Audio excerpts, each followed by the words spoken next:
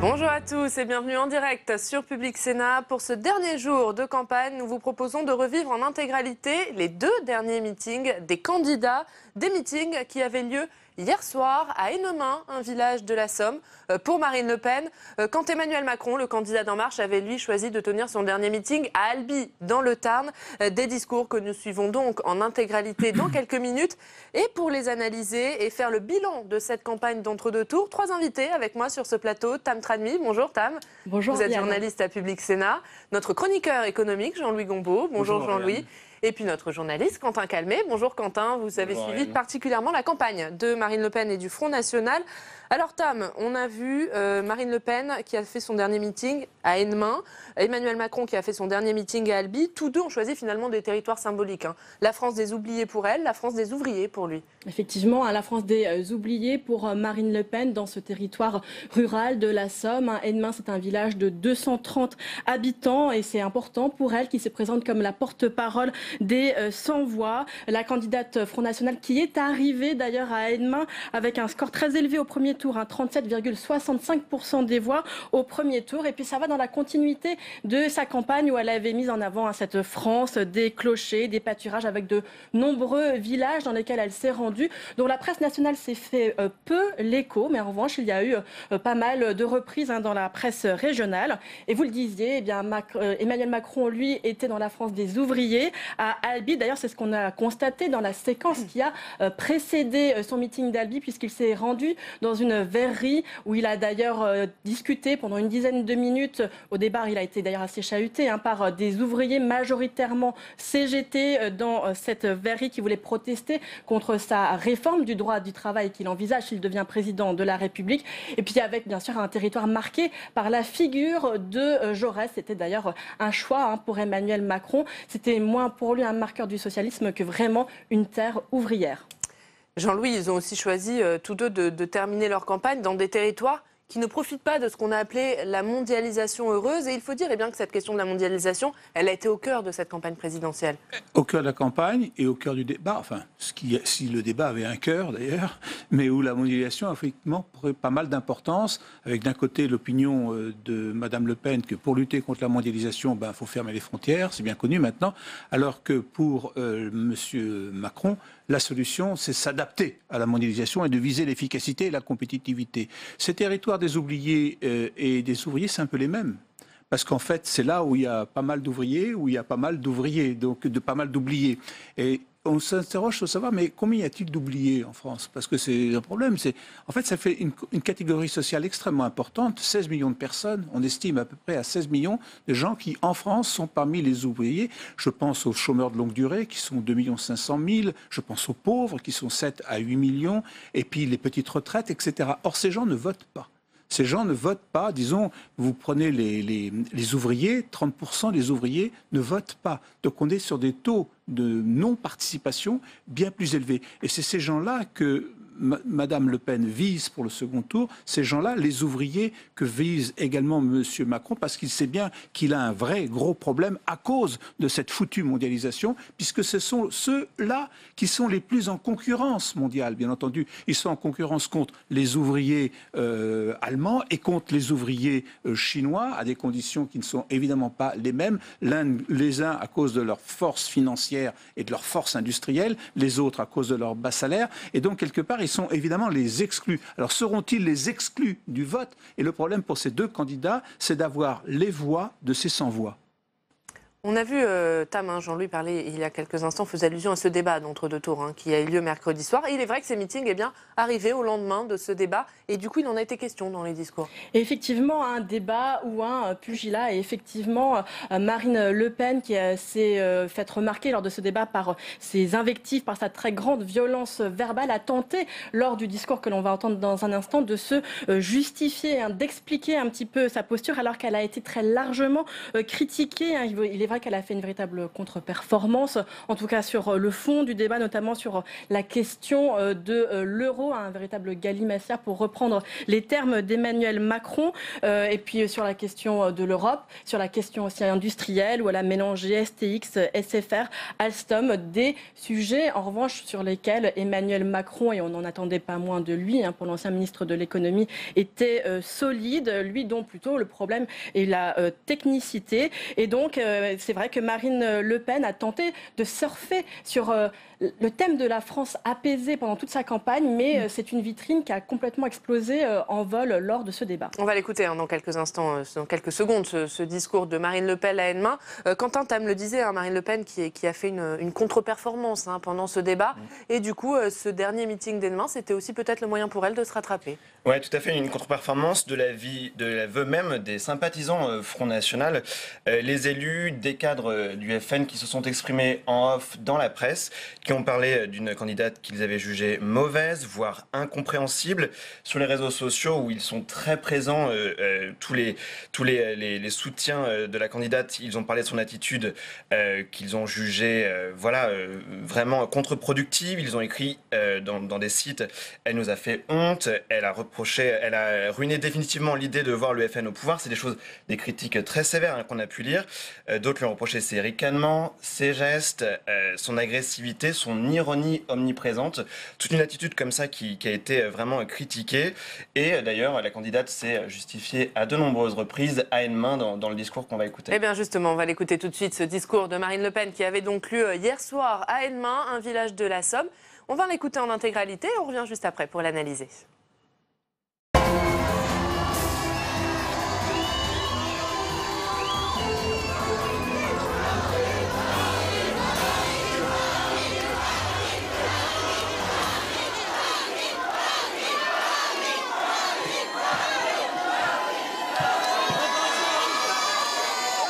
Mes chers compatriotes,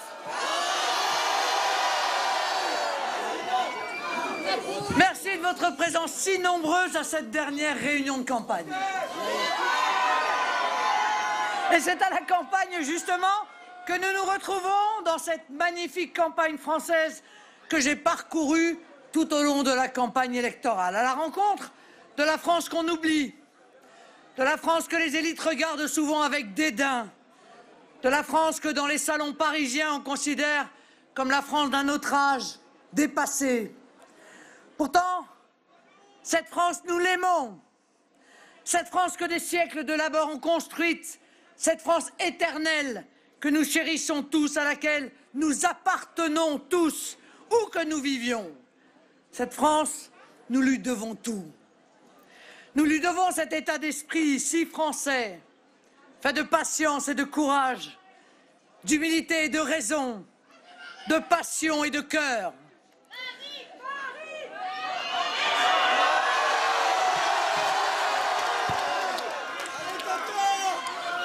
Dans la France de nos campagnes vivent des millions de nos concitoyens.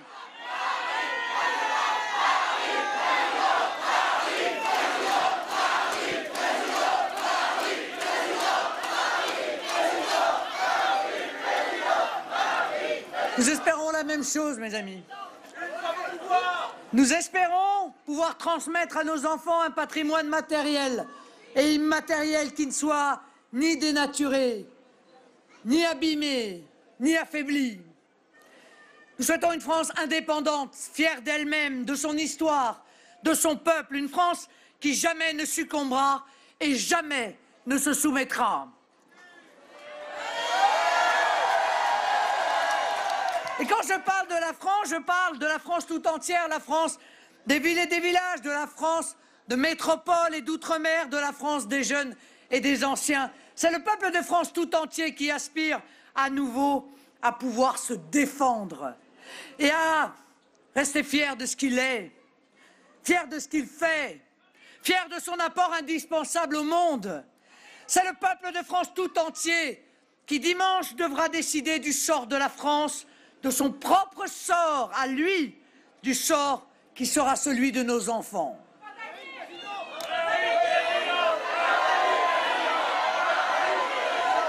Vous savez,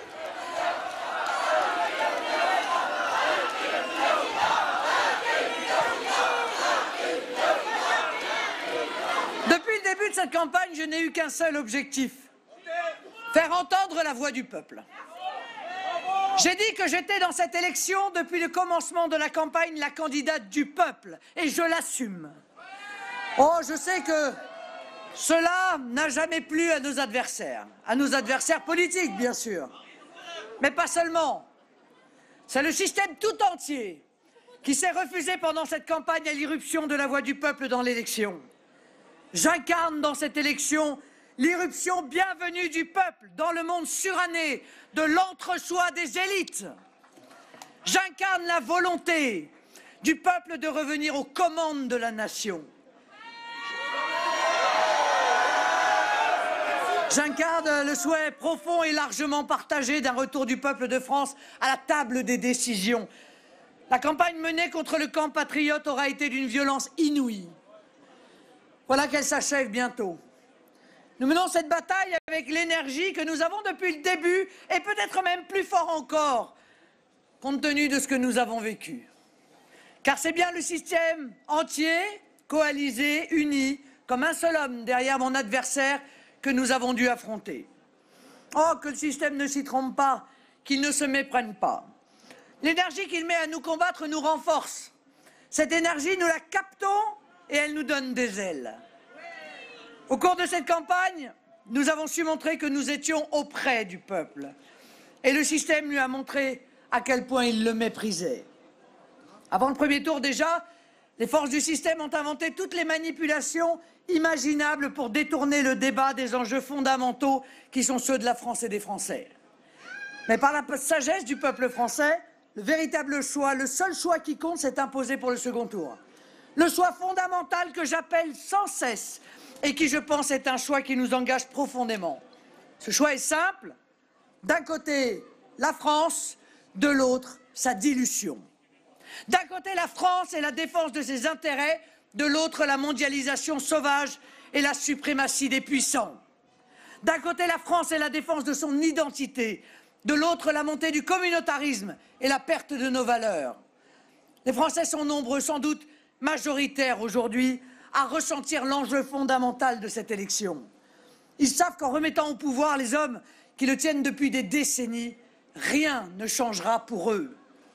Ils le savent et perçoivent bien qu'à remettre encore 5 ans le système au pouvoir, la situation de la France ne pourra que se détériorer. Le chômage et la pauvreté monter, la division de la société s'accentuer. Les Français n'ignorent pas que porter M. Macron à l'Élysée serait remettre le couvercle sur le chaudron bouillant des malheurs français. Ce serait taire les problèmes, accepter de voir les maux que nous connaissons déjà s'aggraver et rendre encore plus difficile leur résolution future.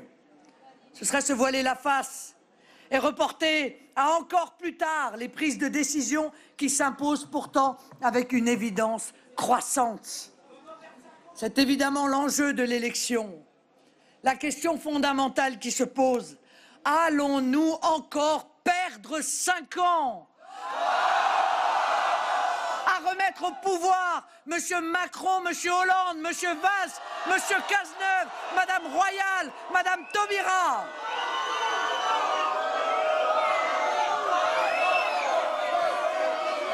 Les mêmes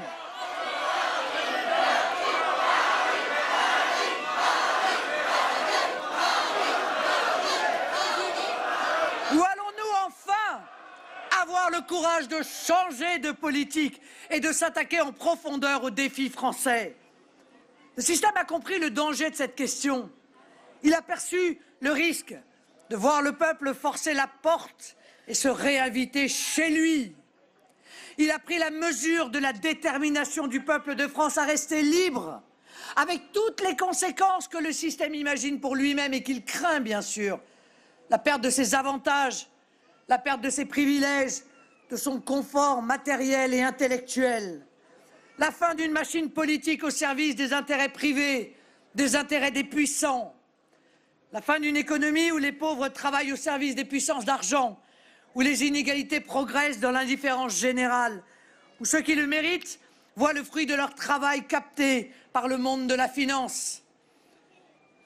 La fin d'un cycle où l'on ferme les yeux sur la montée des revendications politico-religieuses, où l'on accepte que la République perde son autorité sur des pans entiers du territoire, où l'on souhaite même que l'identité nationale se dilue dans un corps social sans âme, composé d'individus qui perdent ce repère central qu'est l'appartenance à la nation, sentiment de faire partie d'un seul et même peuple, la joie de la fraternité que vous exprimez si bien aujourd'hui.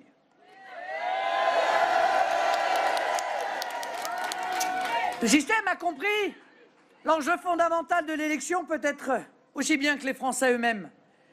Et pour éviter que sa citadelle assiégée ne soit prise par le peuple, il a déversé des torrents de haine inqualifiables. C'est ainsi une campagne de second tour, complètement hors sol, qui s'est engagée.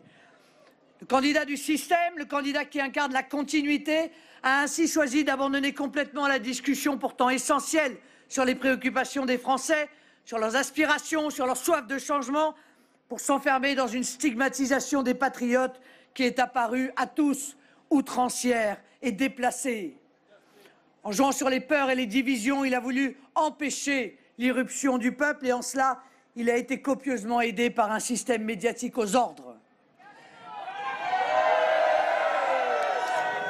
Regardez les commentaires haineux qui ont entouré et entourent encore ce soir le débat que j'ai eu avec M. Macron hier soir.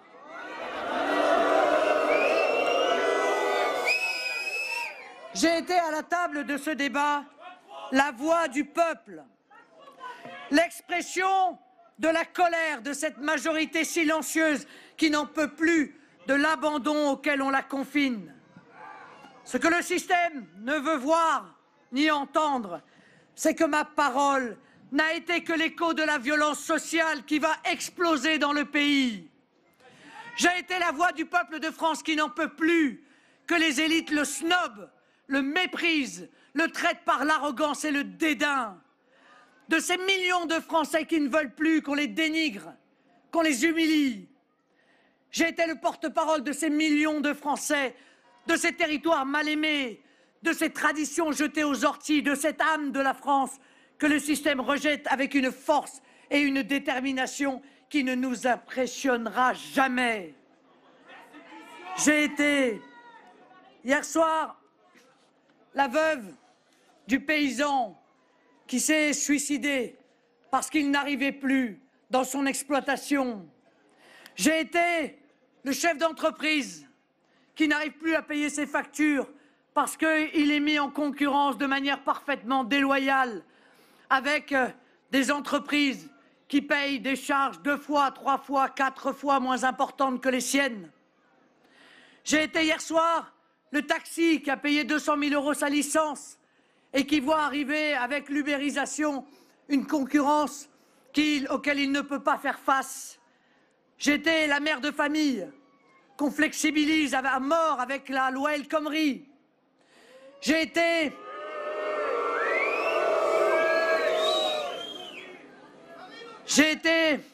ceux de nos compatriotes qui vivent dans des quartiers pourris par la délinquance et par la criminalité et qui sont obligés de baisser les yeux devant les caïds lorsqu'ils rentrent dans leur appartement.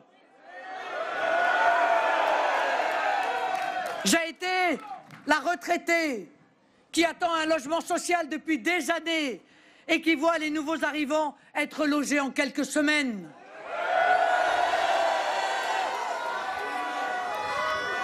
J'ai été le chef d'entreprise qui voit la commande publique.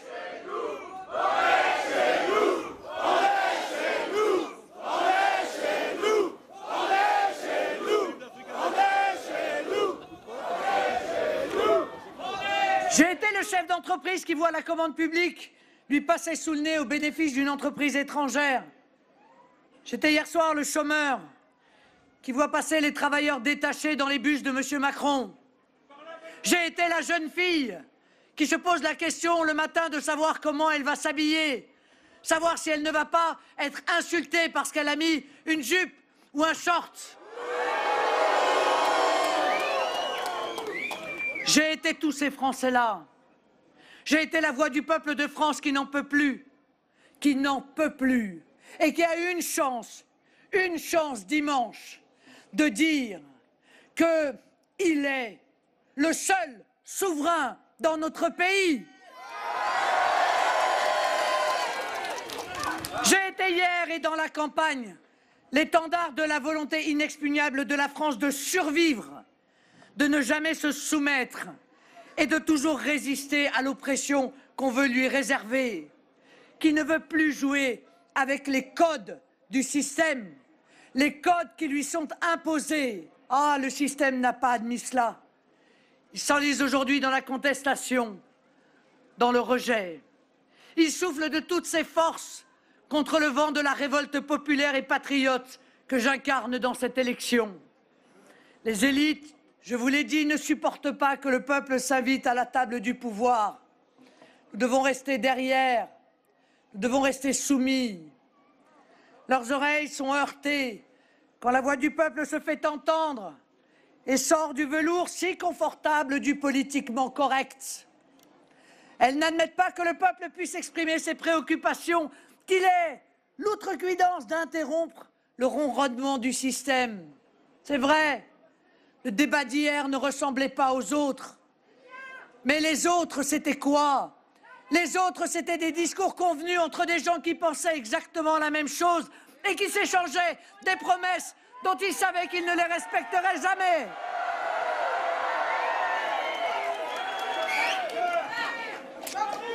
Le système s'étrangle qu'on puisse remettre en cause ses privilèges, les privilèges de classe.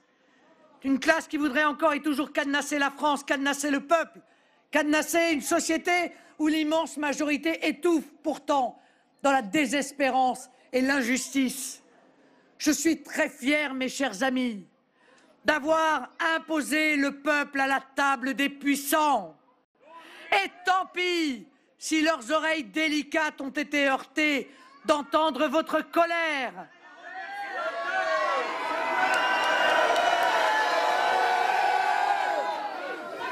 J'en suis fier et je l'assume.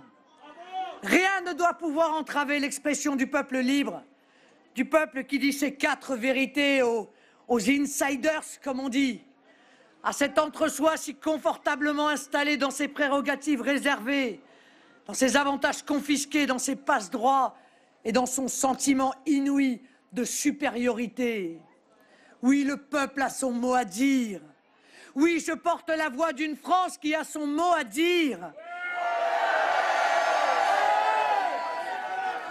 Et que cela ne plaise pas au système m'importe peu et croyez-moi, ne me fera pas taire. Ça, on a bien compris. On a bien compris qu'il n'aime pas qu'on bouscule le chouchou.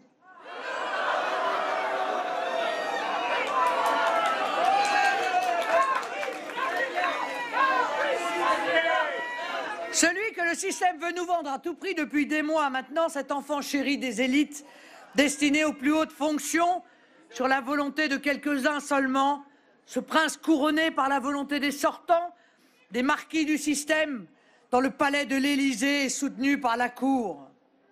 Le système refuse que l'on ose s'attaquer au discours policé de son nouvel ambassadeur.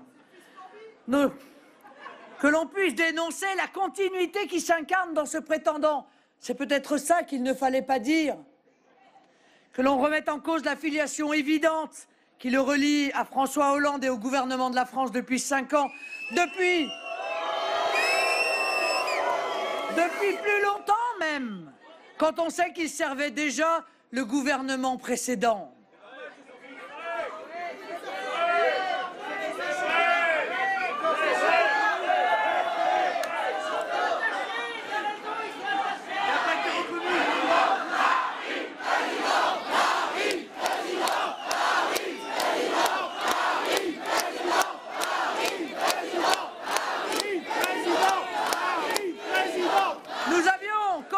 Par dénoncer le vide de son projet.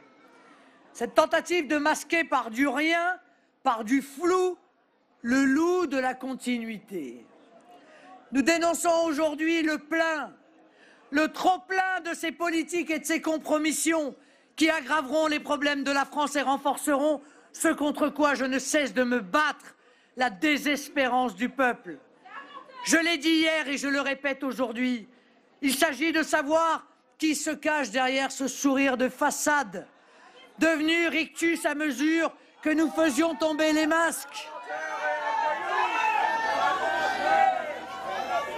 Qui se cache derrière celui qui ose dans son document de campagne parler des millions de Français qui gagnent le SMIC en les appelant les smicards.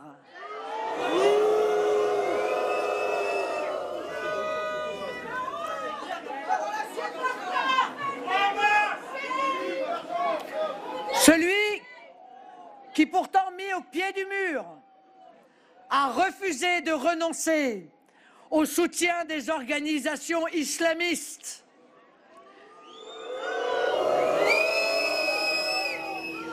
Quel danger immense, mes chers amis, serait de confier les clés du pays à quelqu'un qui se soumet au chantage des représentants du fondamentalisme islamiste en France. Par pur électoralisme, il admet le soutien d'organisations qui appellent ouvertement à la lapidation des femmes, à la charia, c'est-à-dire à la supériorité de la loi religieuse sur la loi de la République. On a osé me reprocher hier de défendre nos compatriotes juifs, nos compatriotes homosexuels. Ce sont pourtant eux les premières victimes de l'islamisme radical et de ses complicités politiques et médiatiques. On m'a reproché de m'attaquer à une idéologie moyenâgeuse qui détruit des vies, qui infériorise des pans entiers de la société, au premier rang desquels les femmes, qui appelle au meurtre des policiers et des forces de l'ordre. On m'a reproché de m'élever contre la folie qui consiste à laisser ces gens manipuler une partie de la jeunesse de France, à l'enfermer dans un projet meurtrier, un projet délirant de casse totale de la société française. Cet anéantissement par l'obscurantisme, M. Macron l'accepte par pur électoralisme, par sa volonté de séduire des catégories d'électeurs qui pourraient s'offusquer qu'on remette en cause une version pourtant radicale, dévoyée et heureusement minoritaire de la religion. Une minorité, certes, et une minorité violente, une minorité brutale. Eh bien moi, je ne peux pas l'accepter. Je ne peux pas l'accepter au nom de la vérité, au nom de la justice et au nom de la sécurité de nos compatriotes.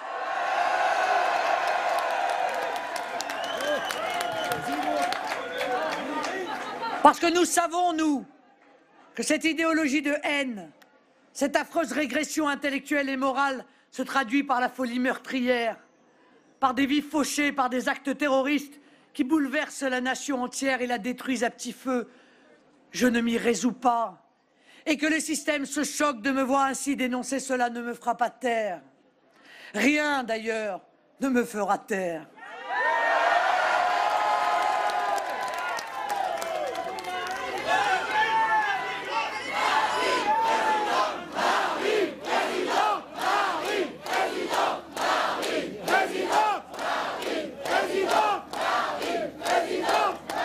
Parce que mon projet, mon combat sont entièrement tournés vers ce but ultime, celui qui dépasse tout, redresser la France et faire vivre le peuple français. Il y a tant de choses à faire, il y a tant de mesures que nous pouvons mettre en œuvre immédiatement pour la survie du peuple français, pour son avenir, pour qu'il retrouve toutes les raisons d'espérer.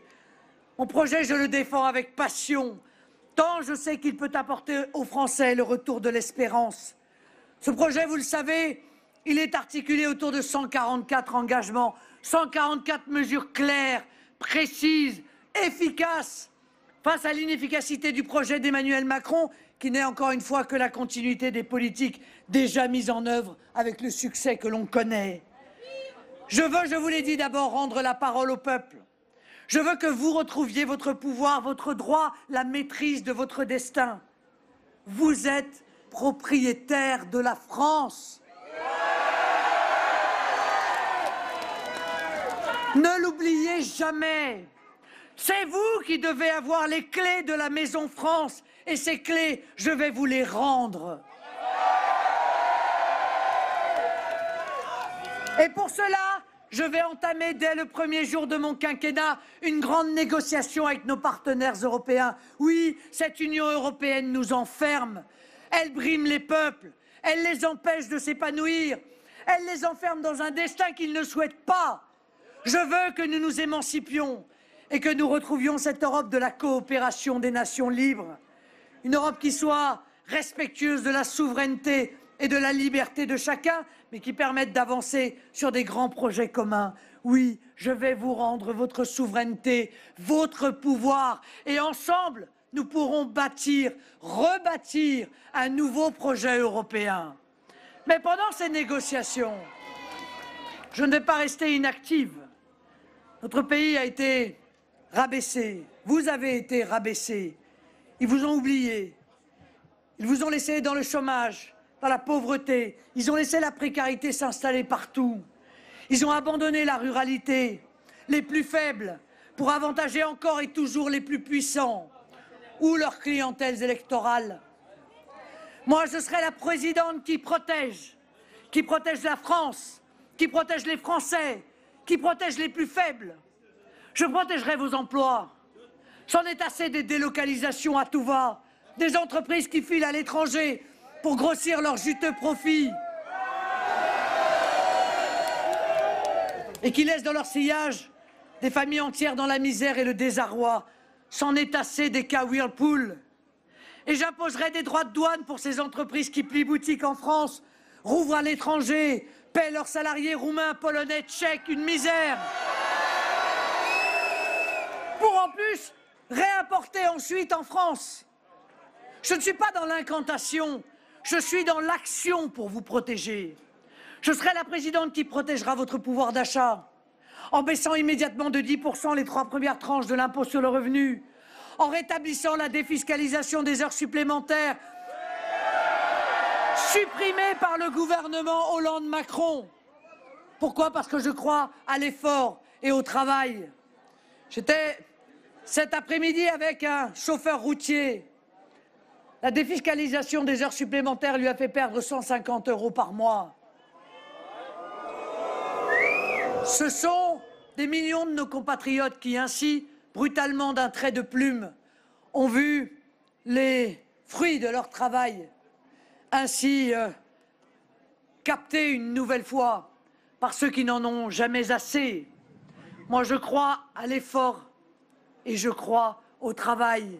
Et je crois que l'effort et le travail doivent entraîner la reconnaissance. La reconnaissance.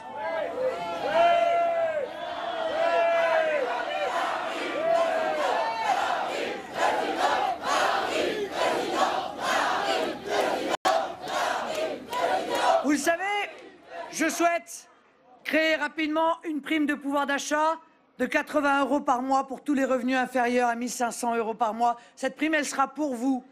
Vous, les ouvriers, les employés, les retraités que la mondialisation a blessés. Et ce ne sont pas des cadeaux.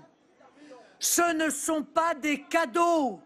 Ça n'est que justice que cet argent vous revienne, car c'est le vôtre.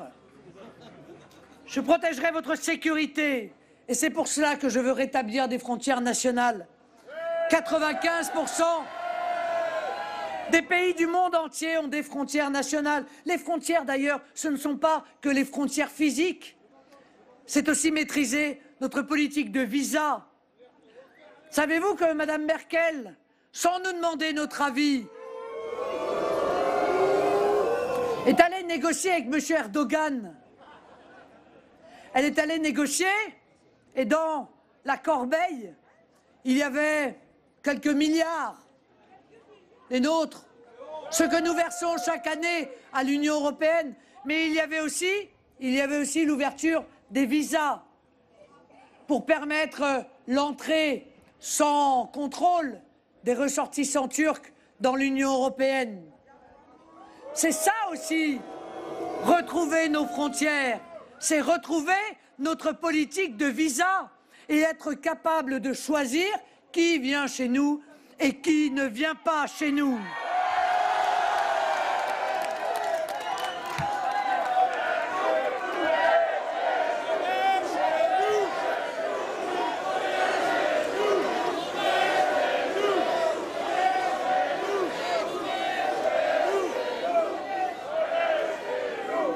En matière de sécurité, ils ont tout détruit. Ils ont mis notre police à l'os. Ils ont mis notre gendarmerie à l'os. Ils ont mis notre armée à l'os. Et je ne parle pas des douaniers, parce qu'ils avaient déjà rayé d'un trait de plume quasiment leur existence. Eh bien moi, je veux réarmer nos forces de l'ordre, auxquelles je veux adresser mon soutien le plus total. Elles doivent faire face aujourd'hui non seulement à la racaille d'extrême gauche et à la menace islamiste. Nous devons leur donner les moyens de se défendre. À chaque fois que des policiers sont attaqués, à chaque fois que nous voyons ces images de policiers qui brûlent vifs, nous avons non seulement le cœur qui saigne, mais il s'agit pour nous d'une gigantesque humiliation, car ces policiers, ce sont les représentants de l'État, de notre État. Ce sont ceux qui assurent notre sécurité. Quand on s'attaque à eux, on s'attaque à nous, peuple de France.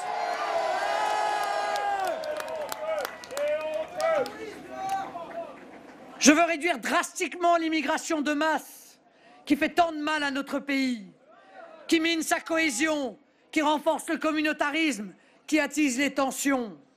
Oui, je le répète, un pays multiculturel est un pays multiconfessionnel. Je veux réduire cette immigration de masse qui empêche toute assimilation, qui fissure le patriotisme. Je veux mener une lutte implacable contre le terrorisme islamiste. Le terrorisme islamiste qui tue sur notre sol. Il tue nos fils, il tue nos filles, il tue nos soldats à l'étranger, il tue nos policiers et nos gendarmes sur notre sol.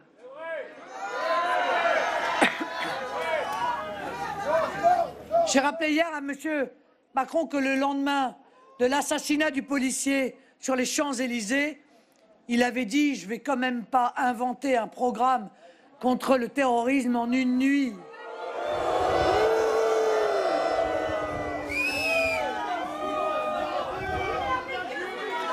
Mais donc, il n'a rien prévu contre le fondamentalisme islamiste et contre le terrorisme islamiste. Moi, j'ai un programme pour lutter contre ce fléau. J'ai des mesures concrètes. Oui, je vais fermer les mosquées radicales. Je vais expulser sans hésitation les prêcheurs de haine qui propagent une idéologie mortifère. Je vais mettre en place la déchéance de nationalité pour les binationaux convaincus de djihadisme. Et je les expulserai, de même que les étrangers fichés S.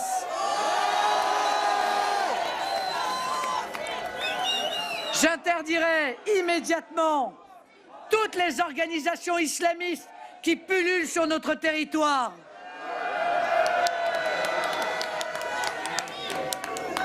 Avec ces mesures, j'assurerai votre sécurité.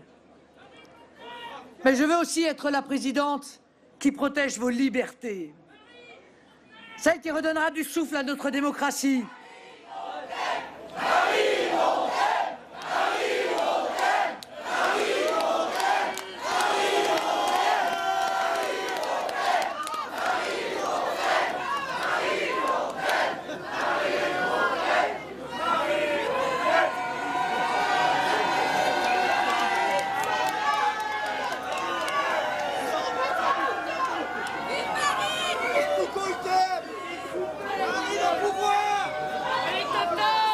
Vous n'imaginez pas la fierté qui est la mienne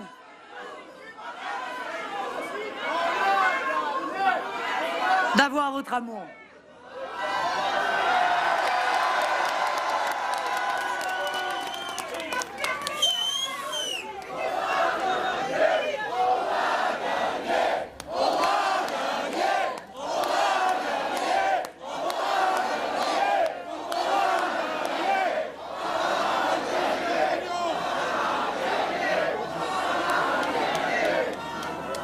Nous allons, mes chers amis, protéger nos libertés.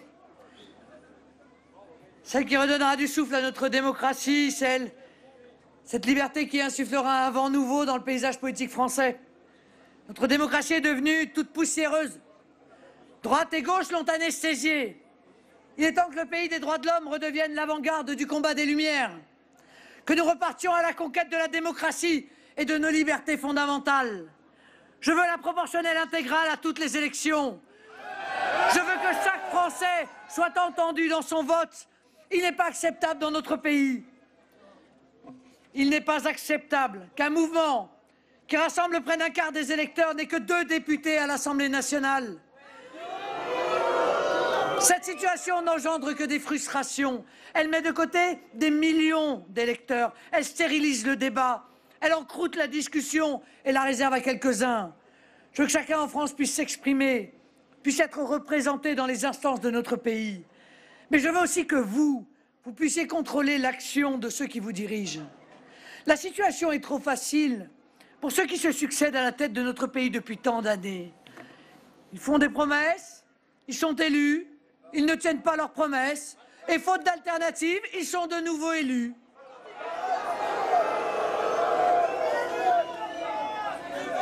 Mais on ne supporte plus ces promesses jetées au vent.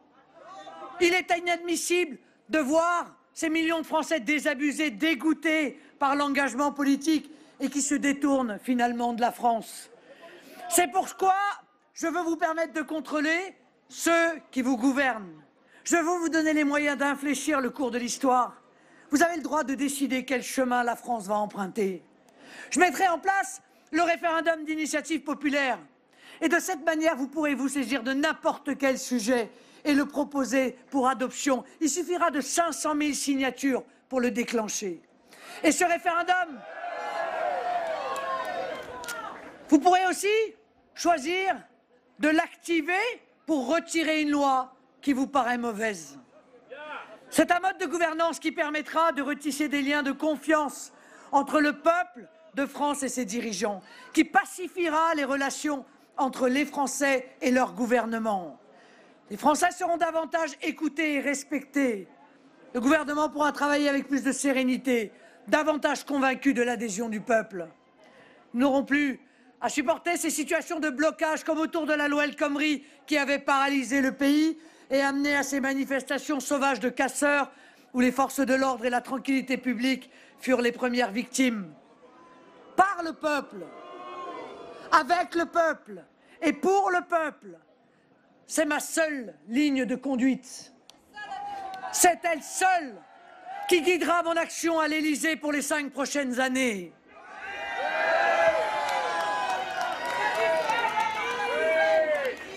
Ne vous laissez pas faire, mes chers amis. Ne vous laissez pas intimider par la violence du système, tout entière déchaînée contre le peuple de France. Ne vous laissez pas voler cette élection. Battez-vous pour vos idées. Allez les défendre dans les urnes. Dimanche, pas une voix patriote ne doit manquer à l'appel. Pas un seul des défenseurs de la France.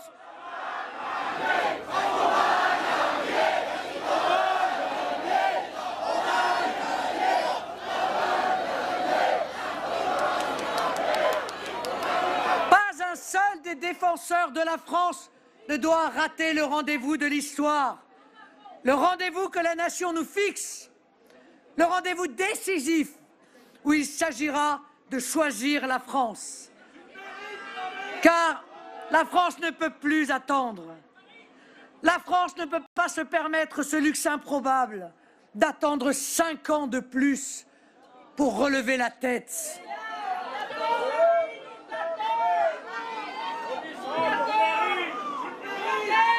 Nous ne sommes pas comme certains, froids et calculateurs, mécaniques et vides. Nous sommes de chair et de sang. Nous sommes d'espoir et de passion. Nous sommes Français.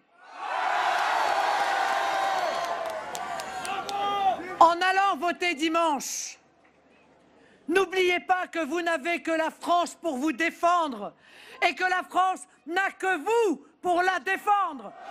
Vive la République, vive la France!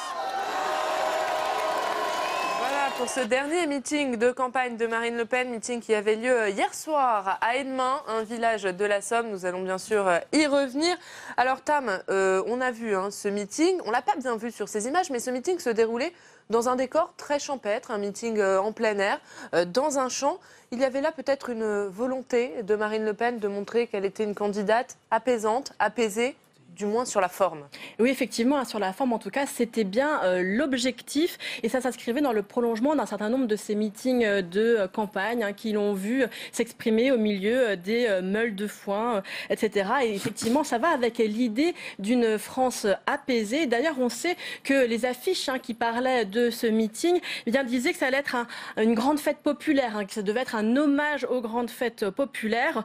Et bien finalement, c'est ce que vous avez dit, c'est que c'était plutôt raté, puisqu'on ne l'a pas du tout vu sur ces images, puisqu'il n'y a qu'un seul plan qui est uniquement sur elle. On ne voit pas les ballons de baudruche, on ne voit pas la petite église sur le fond, on ne voit pas les meules de foin. Et en plus de cela, au-delà de cette image ratée, il y a aussi le discours qui est d'une grande virulence, d'une grande violence et qui, là encore, est dans l'attaque et finalement va quand même dans le prolongement de ce qu'elle a fait lors de son débat l'avant-veille. Dans le prolongement aussi de sa fin de campagne de premier tour, puisqu'il y a une campagne en 2 temps de Marine Le Pen pendant le premier tour. C'est vrai qu'on voit ces accents très virulents de cette fin de campagne de premier tour, mais peut-être que si on doit retenir un mot de ce discours, Jean-Louis, eh bien c'est le mot peuple. Je suis la candidate du peuple face au candidat du système. En gros, ça se résume à ça, la dichotomie qu'elle opère.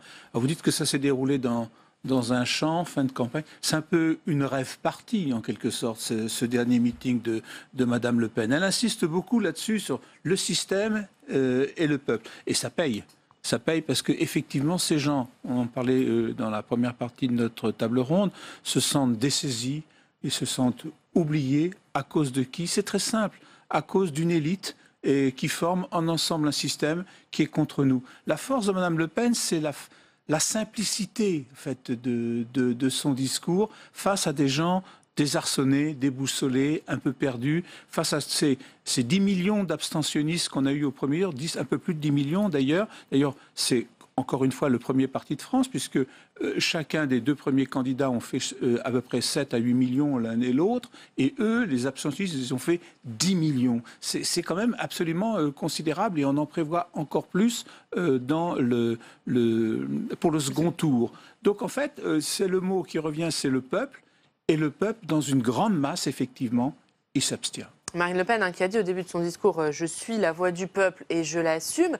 Et d'ailleurs, elle s'est fait le porte-parole de ces Français, de ces sans-voix, et notamment dans une anaphore, Tam, pendant ce discours. Oui, effectivement. On va parler de cette anaphore, mais pour rebondir sur ce que disait Jean-Louis, il y a Libération qui a compté les occurrences des mots dans ce discours. Et en 35 minutes à peu près de discours, Marine Le Pen dit 567 fois le mot peuple, et le mot système revient tout de même 265 fois. C'est dire combien ces 2 termes ont été scandés tout au long de ces 35 minutes. Et vous le disiez, effectivement, elle s'est également essayée à l'anaphore. C'est une figure de style présidentiel. Maintenant, c'est très habituel. Elle s'était essayée aussi au lyrisme. Dans cette phrase où elle a dit « J'ai été hier soir la veuve du paysan qui s'est suicidé dans cette exploitation. J'ai été le chef d'entreprise qui n'y arrive plus. J'ai été le taxi qui a payé 200 000 € sa licence et qui voit l'ubérisation arriver, etc., etc., etc. » Donc, effectivement, elle tente d'être la porte-voix à grand renfort de figures de style. Et elle veut aussi être celle qui impose le peuple à la table des puissants. Alors ça, justement, c'est intéressant parce que moi, je trouvais que justement, derrière des mots de cette façon, la table des puissants, etc., son discours, malgré les mots offensifs, est très défensif. Parce qu'en réalité, elle justifie la manière dont elle a débattu lors du débat d'avant-hier. J'ai fait ceci, j'ai eu raison de faire ceci. Donc, quelque part, elle sent qu'il y a dans ce peuple des critiques sur son attitude ou sa stratégie de débat. Et elle passe pratiquement, je crois, la moitié. C'est un peu une spécialité pendant cet entre-deux tours. On a entendu le discours du 1er mai, elle a retourné les arguments de ses adversaires en sa faveur. Et là, pareil, sur ce débat d'entre-deux tours, elle a été vivement critiquée et elle a retourné ses critiques en sa faveur dans ce discours. Du moins, elle a tenté de le faire. Donc ça veut bien dire qu'elle sent qu'il y a une critique et peut-être qu'il y a même une critique qui est montée de ses propres rangs. C'est-à-dire, et c'est quand même, tout à l'heure, Quentin en parlait, de ses propres rangs, qui a vraiment, les gens ne l'ont pas suivi véritablement. Là, elle a fait, disons, elle a fait un de ses premiers faux pas, parce qu'elle a fait quand même une excellente campagne. Cela dit, elle fera de toute façon un superbe score. Hein, on parle de 12-13 millions de voix au second tour. Je signale que c'est une multiplication par 4 de ce qu'a fait son père en 2002 comme score. Donc elle va faire un score absolument splendide, mais la dernière marche, visiblement, elle ne la franchit pas. Quentin, il n'est pas étonnant finalement que durant son dernier meeting, eh bien, elle utilise le mot peuple autant de fois, qu'elle dise qu'elle est la candidate du peuple, puisque finalement, eh bien, ça a été le mot d'ordre de toute sa campagne. Et oui, au nom du peuple, c'est le slogan qui est dévoilé au mois de septembre à Fréjus, rappelez-vous, lors des estivales de Marine Le Pen. À ce moment-là, le slogan de la campagne, eh bien, c'était plutôt la France apaisée depuis le mois de janvier 2016. Donc, au nom du peuple devient le nouveau slogan. Et aussi, c'est le mot d'ordre de tout ce qui est dans le programme de Marine Le Pen, puisqu'elle parle de ses idées de référendum sur la sortie de l'euro, sur la priorité nationale. Elle en dévoile beaucoup des référendums et elle met dans son programme une proposition phare qui est celle d'intégrer un référendum d'initiative populaire. Donc là aussi, on veut donner comme ça la parole au peuple. Oui, avec 500 000 signatures, on peut comme ça provoquer un référendum et donc ça devient comme ça le mot d'ordre au nom du peuple de la candidate. Et je peux dire qu'au nom du peuple, c'est le titre des mémoires de Maurice Thorez, le secrétaire général du Parti communiste français, qui avait intitulé son bouquin « Au nom du peuple ». Donc on retrouve un peu la même chose chez elle. On parlait au début de cette analyse du clivage qu'elle a fait dans ce discours entre le peuple et le système. Et bien sûr, pour elle, Tam, le candidat du système, c'est son adversaire, c'est Emmanuel Macron, candidat du système, enfant chéri des élites, a-t-elle dit. Oui, effectivement, l'élite, les puissants, le système, l'homme formé dans les grandes écoles, l'ancien conseiller de François Hollande, l'homme du CAC 40 aussi. On comprend très bien ce qu'il y a derrière toutes ces phrases de Marine Le Pen. Marine Le Pen qui aurait presque pu dire Emmanuel Hollande, puisqu'elle dit au début de son discours qu'effectivement, l'enjeu fondamental, c'est de savoir si on veut voir revenir au pouvoir François Hollande, Manuel Valls, Ségolène Royal ou Christiane Taubira. En clair, elle reprend d'ailleurs un élément qu'on avait beaucoup entendu dans la voix de la droite avant le premier tour. Et puis Marine Le Pen qui a opposé de vision de la France, de projets entre le sien et celui d'Emmanuel Macron, notamment autour de ce clivage dont on parlait au début de l'émission sur la mondialisation. Elle a dit d'un côté il y a la France, de l'autre sa dilution, d'un côté la défense de la France et de ses intérêts, de l'autre la mondialisation sauvage et la suprématie des puissants. Alors écoutez, est-ce que c'est polémique de dire qu'elle refuse d'histoire? Parce que la France n'est plus la maîtresse du monde si jamais elle l'a été. Donc il y a un processus qui est engagé. Quelle sera notre place? Évidemment, c'est très simple à comprendre comment je remets les frontières, j'ai la France d'antan et c'était mieux avant. Et donc il faut que l'avenir soit comme avant. Bon, ben ça, je veux dire... On ne peut pas discuter, je dirais, de ce genre de choses parce que effectivement, il y a un processus. Macron, lui, alors après, il peut faire de mauvaise façon, bien entendu. Bien sûr, ça, c'est là où on peut discuter. Il dit, moi, je vais faire une France plus solide, plus compétitive, plus agressive sur les commerces extérieurs, etc. Elle dit, non, moi, je fais une France retranchée. Donc, on est dans la Somme. Donc, on sait ce que c'est que les tranchées de 14-18, n'est-ce pas? Bon, c'était une stratégie qui a fait beaucoup de morts.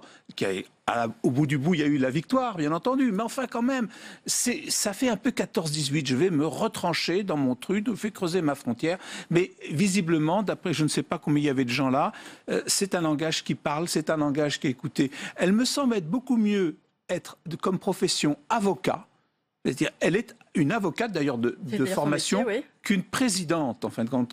Parce qu'en fait, quand on regarde les solutions, je ne dis pas qu'elles sont à rejeter, mais c'est assez limité. Elles sont coûteuses, mais c'est un autre problème. Il y a 3 ou 4 choses, simplement, en fin de compte. J'augmente la prime d'activité, enfin la prime au bas salaire, je baisse les salaires sur les 3 premières tranches de 10% et je mets les frontières. Alors justement, sur cette question des salaires, elle a dit « Je suis la présidente du pouvoir d'achat, je crois à l'effort, je crois au travail ».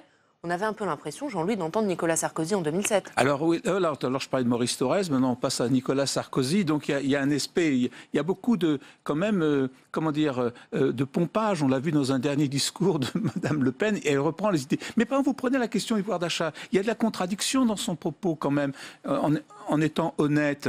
Elle propose effectivement des augmentations de primes pour les familles, etc. Mais si vous regardez, elle propose en même temps des droits de douane de 3% pour les produits importés, n'est-ce pas? Or, si vous faites le calcul, parce qu'en fin de compte, quand on ne taxe pas les importations en réalité, on taxe les consommateurs. C'est tout à fait différent, contrairement à ce qu'on peut croire. Donc, si vous comparez, vous apercevez qu'elle fait 17 milliards, en fait, de distribution sociale, et elle fait 20 milliards avec ces 3%. Donc, quelque part, les gens vont perdre ce qu'elle va leur distribuer avec cette taxe. Les deux se justifient, la taxe et les subventions diverses et variées. Mais on voit bien que là, il y a un problème de contradiction dans la politique menée. On a vu, un dernier petit mot rapide, Jean-Louis, on a vu ce qu'avait dit Marine Le Pen dans son discours, mais il y a aussi ce qu'elle n'a pas dit. Et dans ce dernier discours de campagne, eh bien, elle n'a pas parlé de ce qui était l'une des mesures phares de son programme, même le socle de son programme, cette fameuse sortie de l'euro. Oui, alors là, vous dites le socle, eh bien, le sol se dérobe sous ses pieds dans cette histoire. Elle a parlé, j'engage les négociations. Mais c'est bizarre, parce que si vous voulez engager des négociations avec quiconque, il faut que la personne en face soit d'accord. Ce n'est pas la France qui va dire, à partir de maintenant, vous négociez avec moi. Ce n'est pas possible, vous les imaginez, c'est pas possible. Donc, et effectivement, donc elle dit simplement ça, et puis après, on ne sait pas trop bien ce qu'elle veut faire. Et puis, évidemment, elle ne parle pas de la fragilité de son propos, qui est cette affaire d'euro, et qui est encore plus compliquée avec cette double monnaie à laquelle on ne comprend rien. Et surtout que le flou sur cette question de la sortie de l'euro, qui devient vraiment flou maintenant dans les propos de Marine Le Pen, eh bien, ça intervient peut-être, Tam, depuis que Nicolas Dupont-Aignan l'a rallié, depuis cet accord avec Nicolas Dupont-Aignan. Eh bien, effectivement, l'euro, la sortie de l'euro, au départ, c'était le préalable à l'ensemble du programme de Marine Le Pen. Et il faut croire que c'est quelque chose qui a fait peur à l'électorat de la droite républicaine. Tout d'abord, celle qui a voté François Fillon. Et Jean-Louis faisait allusion, effectivement, Marine Le Pen, elle a tenté de plagier François Fillon. Elle a tendu la main à cet électorat. Et ensuite, eh bien, lorsqu'elle a réussi à conclure son accord de gouvernement avec Nicolas Dupont-Aignan la semaine dernière, eh bien, cet accord indique bien que la transition de la monnaie unique à la monnaie commune européenne n'est pas un préalable à toute politique économique. En clair, c'est le recul complet sur cette question, ce qui peut aussi expliquer le flou total dans lequel elle est sur cette question. Ce qui est faux, c'est-à-dire que tout son programme s'effondre. Voilà, 70% de ses propositions en tout cas s'effondrent du coup. Dernier petit mot rapide, Quentin, sur cette question de la sortie de l'euro. Il est vrai que ce revirement, ce glissement sémantique sur cette sortie de l'euro, il avait commencé dans son grand meeting d'entre-deux tours, le meeting de Nice auquel vous étiez. Jeudi 27 avril, effectivement, à Nice, où elle s'adresse à une terre sarkozyste, des électeurs de droite qui sont perdus, qui ne savent pas ce qu'ils doivent faire après la défaite de François Fillon le soir du premier tour. Et elle s'exprime à Nice, devant eux, et elle commence à parler d'un projet européen qui aurait été caricaturé.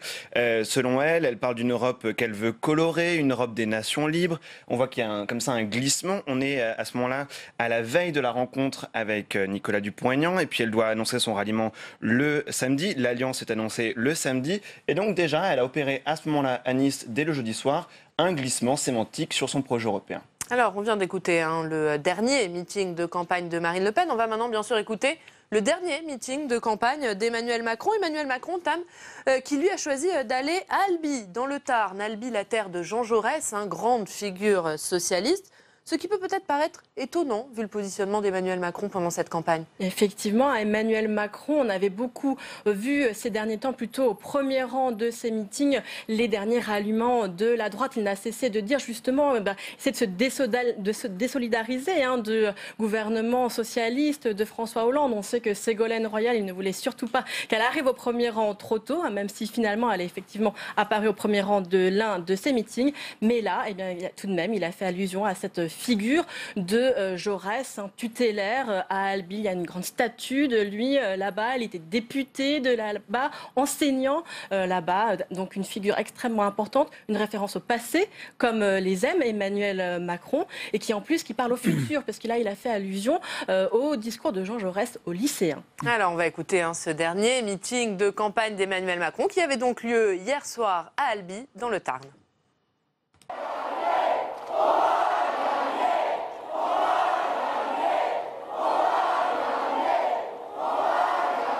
Vous êtes prêts? Moi aussi.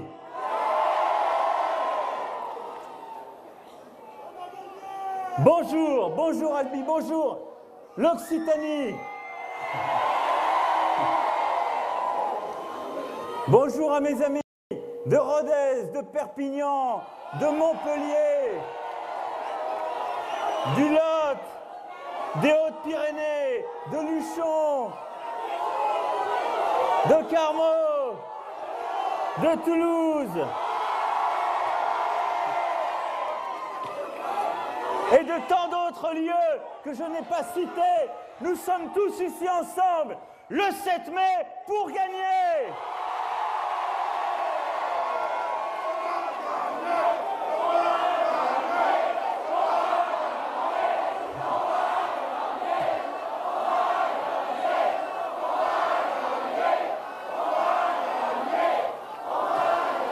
Oui, mes amis, nous devons gagner. Parce que le 7 mai, la question qui nous est posée, c'est aussi celle de l'avenir de notre pays. C'est aussi celle de l'avenir de notre République. C'est aussi au-delà de nos différences, la capacité demain à pouvoir encore partager des désaccords dans notre République. Alors, depuis maintenant un peu plus de 10 jours, nous menons ce combat de deuxième tour, qui oppose les deux projets face à face. Celui du Front National. Non! Ne sifflez pas! Ne les sifflez pas! Ça ne sert à rien. Allez les combattre! Allez les faire battre! Faites voter contre eux! Il faut les défaire dans les urnes, pas les siffler. C'est un projet réactionnaire, autoritaire, anti-européen, nationaliste. C'est un projet dangereux pour notre pays. Et c'est un projet, nous l'avons vu hier soir, qui ne porte rien, qui n'a aucune proposition pour le pays. Et nous sommes là en face. Un projet progressiste qui vise à redonner de la force à la République, qui vise à redonner par l'école, par le travail, une capacité à chacune et chacun de reprendre sa place, de construire un parcours, qui construit une société plus efficace et plus juste, et qui veut une France conquérante dans une Europe plus forte. C'est ce projet d'avenir. C'est ce projet d'avenir que nous portons. Alors je sais toutes les différences qu'il y a dans le pays, les divisions, les fractures et les colères. Je sais qu'il y en a, et peut-être parmi vous, qui au premier tour ont suivi ou François Fillon, ou Benoît Hamon, ou Jean-Luc Mélenchon, ou d'autres candidats, et je les respecte. Ils ont deuxième tour. Le jeu démocratique, la règle de notre démocratie, c'est de choisir entre les candidats de deuxième tour. Et donc de prendre ses responsabilités. Pour autant, elles ne nieront pas nos différences.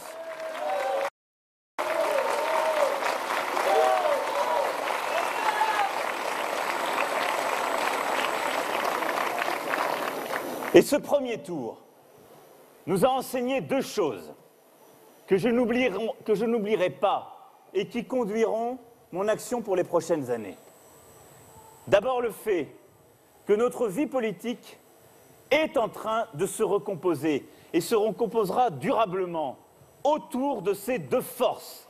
et que nous devons en tirer toutes les conséquences et que nous devons refonder jusqu'au bout. Et la deuxième, c'est qu'il y a aussi, dans notre pays, un choix fort, clair, un choix d'espoir, d'avenir, qui nous a placés en tête du premier tour. Et aussi une colère, un mécontentement, des fractures profondes qu'il nous faut savoir entendre. C'est dans la réconciliation de ces voix qui se sont exprimées que pourra se conduire l'action concrète qui rendra la France plus forte, plus solidaire, plus cohérente face aux défis qui sont les siens.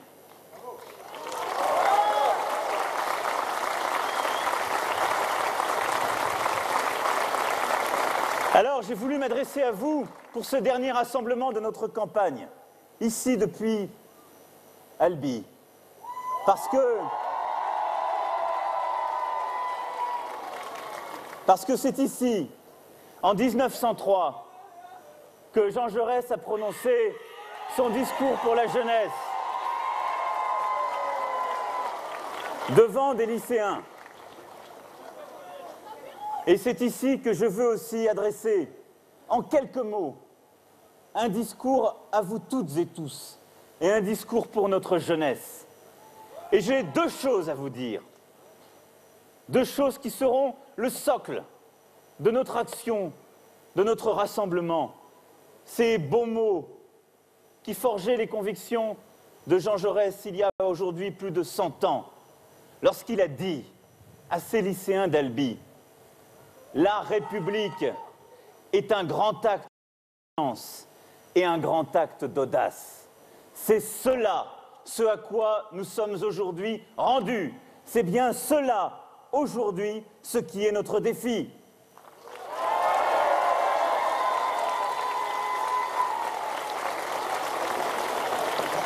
Alors oui, d'ici dimanche, et pour les 5 ans qui viennent, ensemble pour notre jeunesse, nous aurons un acte de confiance à mener et à reconstruire, celui indispensable qui refondera le socle de notre pays, celui indispensable sans lequel rien n'est possible. Cet acte de confiance dont parle Jaurès et dont la vitalité aujourd'hui est complète, c'est la confiance démocratique que nous devons refonder. C'est cela notre responsabilité pour demain et pour les années qui viennent.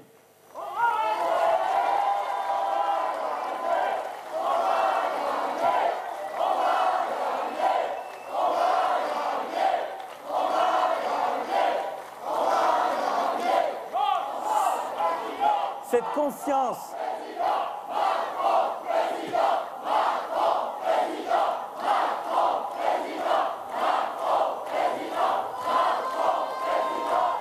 cette confiance démocratique, c'est celle que vous représentez, celle que nous portons, celle du renouvellement que nous mènerons jusqu'à son terme. Dans la composition du gouvernement et dans les investitures aux élections législatives, nous renouvellerons, nous recomposerons. Ce ne sont pas les forces classiques de la vie politique française qui demain conduiront le pays. Alors j'entends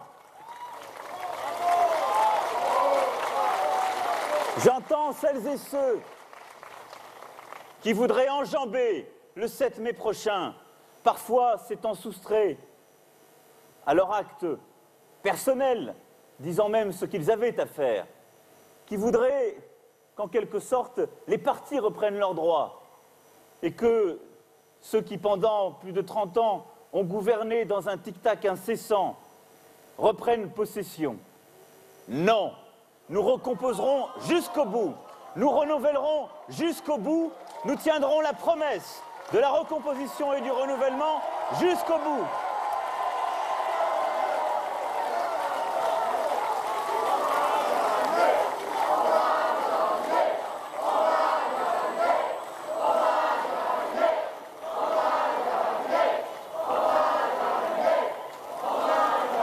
C'est aussi la moralisation de notre vie politique, indispensable, que dès les premières semaines nous conduirons Pourquoi? Parce qu'elle nourrit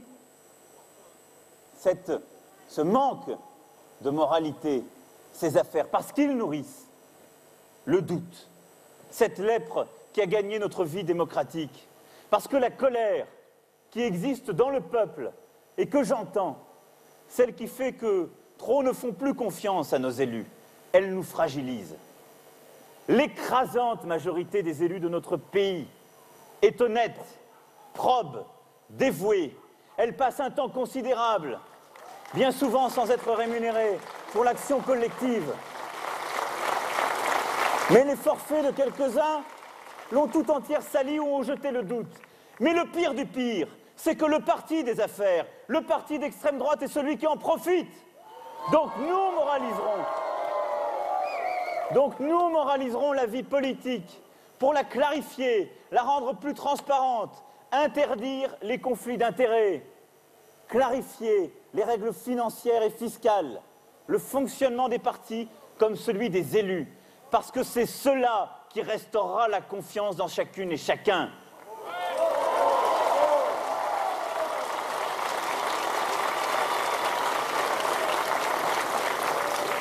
Et cette confiance dans notre démocratie, elle passera aussi par plus de représentativité, par l'introduction d'une dose de proportionnelle pour nos élections, réforme que je conduirai là aussi dès le début du quinquennat, et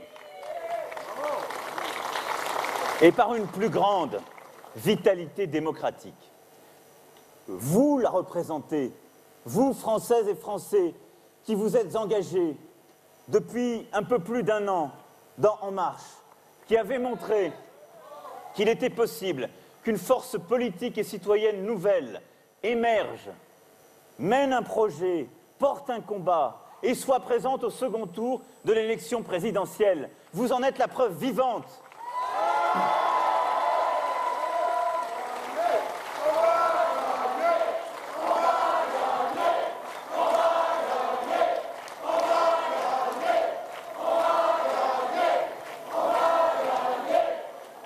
Mais beaucoup d'autres l'ont aussi conduit. La France insoumise a porté cette vitalité démocratique aussi, et il faut lui reconnaître cela, parce que nombre d'ONG, d'associations portent ces messages, cette vitalité de la démocratie au quotidien. Alors oui, je veux que toutes ces forces vives puissent participer à l'action démocratique tout au long du quinquennat. C'est pourquoi, écoutant le message que portent les uns et les autres, qui n'étaient pas nous, mais que nous devons entendre, je souhaite qu'on transforme en profondeur le Conseil économique, social et environnemental pour l'ouvrir à ces forces politiques nouvelles, aux associations, aux ONG, et pour que cette Chambre du futur que nous constituerons puisse aussi représenter ce pluralisme politique, cette vitalité démocratique, et lui donner une place dans l'action démocratique au quotidien. C'est cela, le grand acte de confiance dont parlait Jaurès, ce grand acte de confiance démocratique que nous devons porter.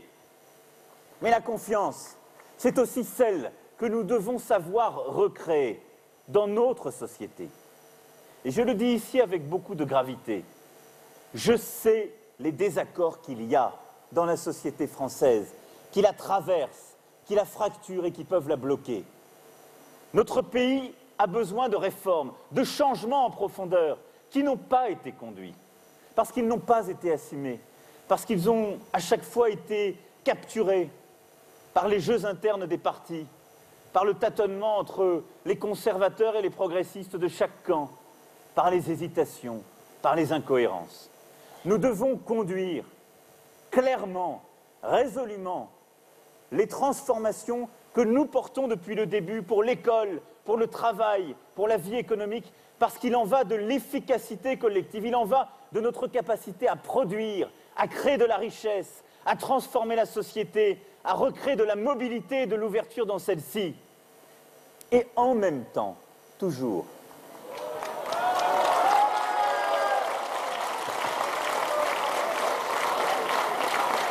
il y a un manque de confiance profond qui est là.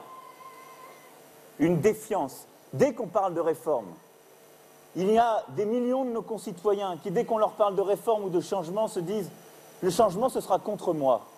C'est sûr. Nous devons l'entendre. Il va falloir expliquer, à chaque fois redonner le cap. Mais il faudra aussi donner les moyens à chacune et chacun de reconstruire la confiance dans le progrès social.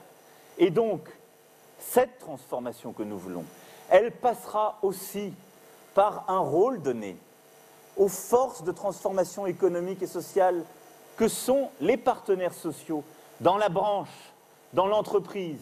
Et cette transformation que nous voulons, c'est une transformation pour un dialogue social au bon endroit, au bon échelon, qui assure des protections, des garanties, mais également de l'agilité, qui sort de débats qui ont bloqué la société. Et moi, j'assume très clairement de ne pas choisir entre l'entreprise et le salarié, de ne pas choisir entre l'efficacité économique et le progrès social et environnemental, parce que l'un n'existe pas sans l'autre, parce que c'est cela ce qui nous tient.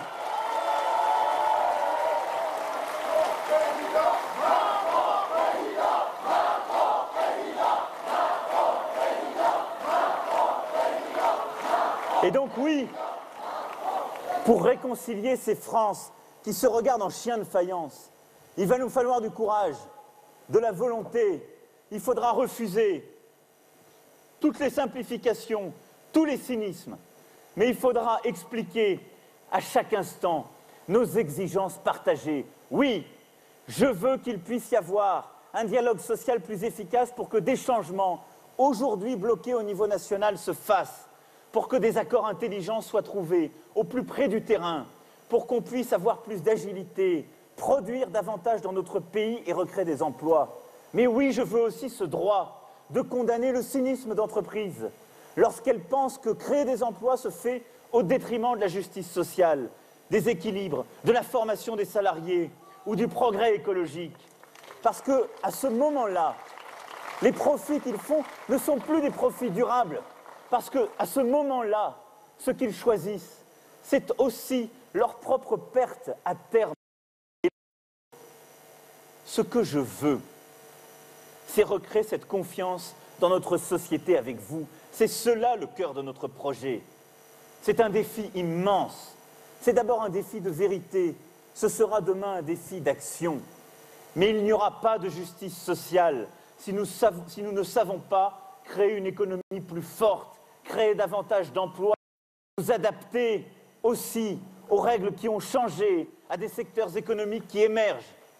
Mais il n'y aura pas d'efficacité économique durable s'il n'y a pas une justice véritable, s'il n'y a pas des équilibres, s'il n'y a pas une place pour chacun, si cette efficacité retrouvée ne se conjugue pas avec une cogestion assumée, avec un vrai rôle donné aux salariés.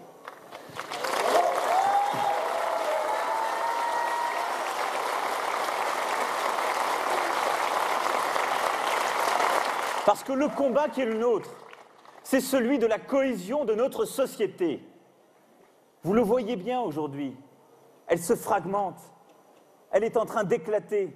Je refuse cette idée qu'il y aurait deux France, une France des villes et une France des champs, une France de la réussite et une France qui échoue, une France de la jeunesse triomphante et une France plus âgée qui douterait de son destin. Non, il n'y a qu'un peuple français et il est fort. Mais aujourd'hui,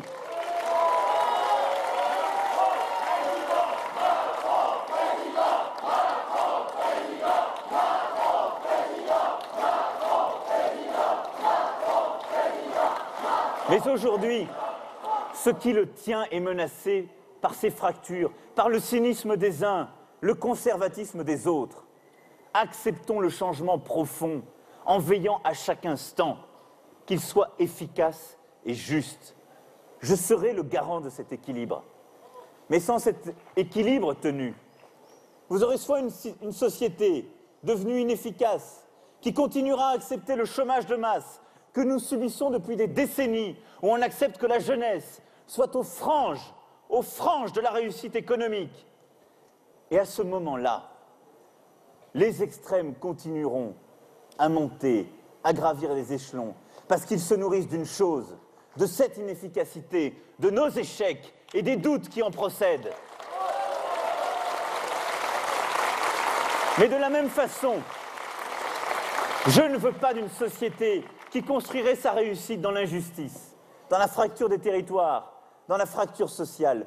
Pourquoi? Parce que ces sociétés explosent.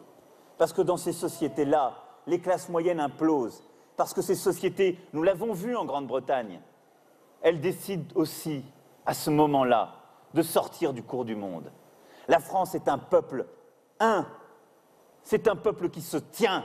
Et ce sera ma responsabilité, avec vous toutes et tous, de mener ces changements profonds pour réconcilier notre peuple, réconcilier les uns et les autres, nos territoires, nos classes sociales, dans un projet commun, celui de réussir pour être plus juste.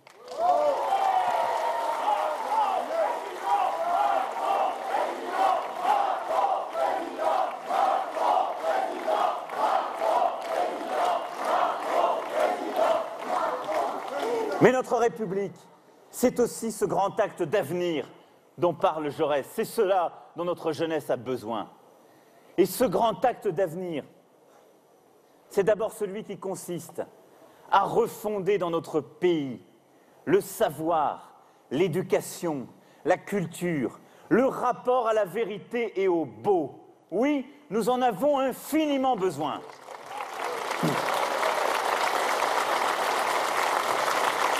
Parce que ce qui fragilise nos sociétés comme nos démocraties, c'est la perte de ces repères.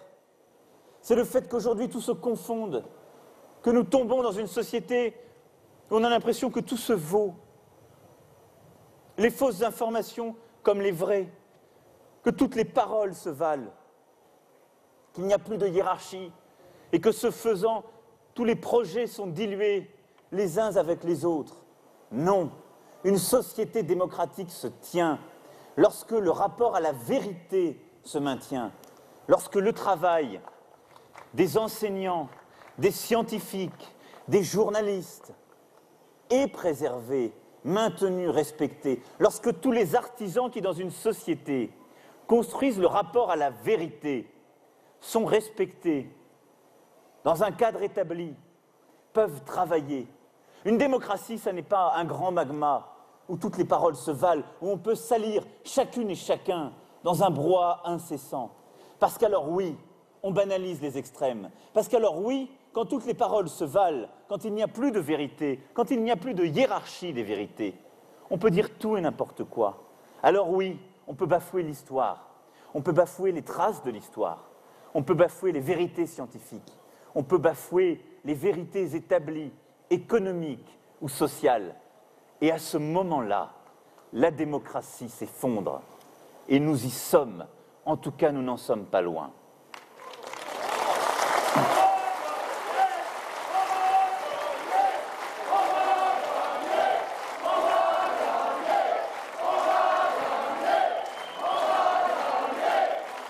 Et donc ce grand acte d'audace que nous devons reforger, c'est celui de l'école, c'est celui de l'enseignement supérieur et de la recherche, c'est celui qui défendra partout le savoir, l'éducation par la transmission, l'émancipation par le savoir, la liberté de chacun parce qu'il acquiert la connaissance de quelque chose.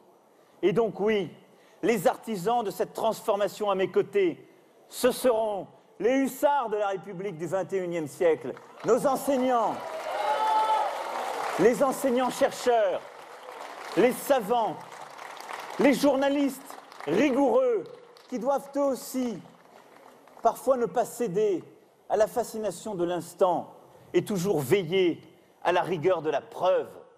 C'est notre discipline collective, c'est le cœur de la vitalité démocratique.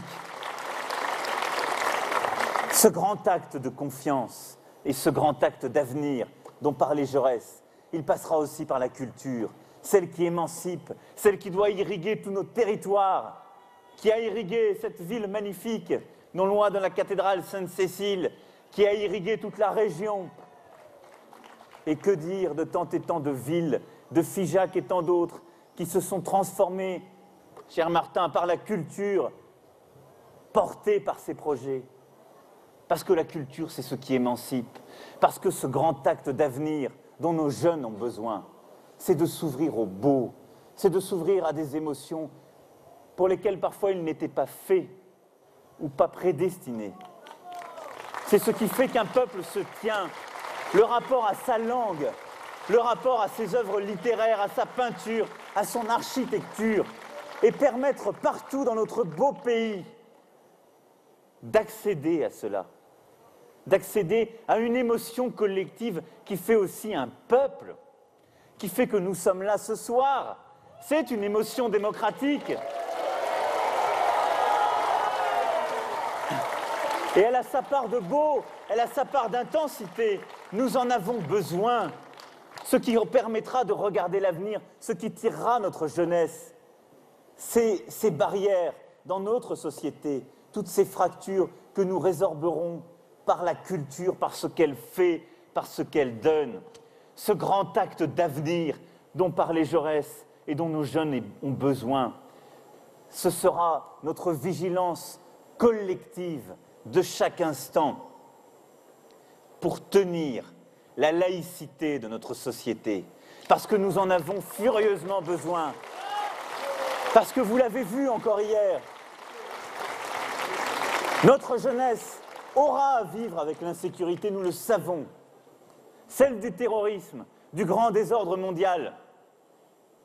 Nous ferons tout pour lutter contre, avec vigueur, avec détermination. Mais jamais nous ne devons céder aux sirènes de la peur, de la haine, de la lutte fratricide. Alors oui, pour tenir le pays, il nous faudra beaucoup d'audace, beaucoup de volonté. Il nous faudra collectivement être fermement arrimés à nos principes. Et la laïcité en est un qui est terriblement moderne, qui est terriblement contemporain. Avoir cette liberté de croire et de ne pas croire, ne jamais accepter qu'un Français ou une Française puisse être menacé parce qu'il croit, puisse être pointé du doigt parce qu'il croit, mais demander à chacune et chacun, toujours et avant tout, de respecter les lois de la République, ce qui nous fait ensemble.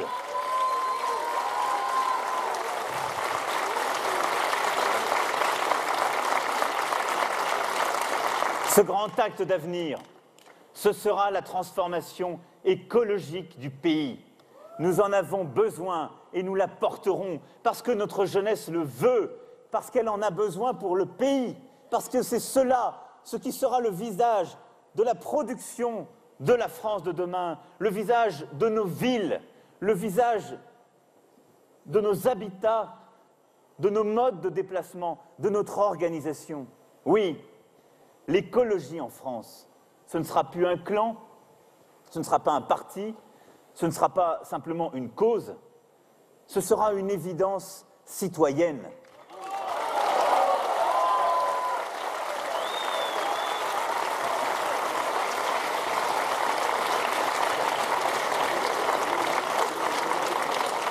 Et je vous le dis, nous produirons, en tenant compte à chaque instant de cette exigence que nous avons portée dans le monde. Et c'est pour cela que je veux que nous investissions massivement pour accompagner nos entreprises dans cette transformation, pour accompagner nos agriculteurs qui en ont besoin et qui le veulent et aux côtés desquels je serai à chaque instant, parce qu'ils participent de cette société et de ce modèle de demain.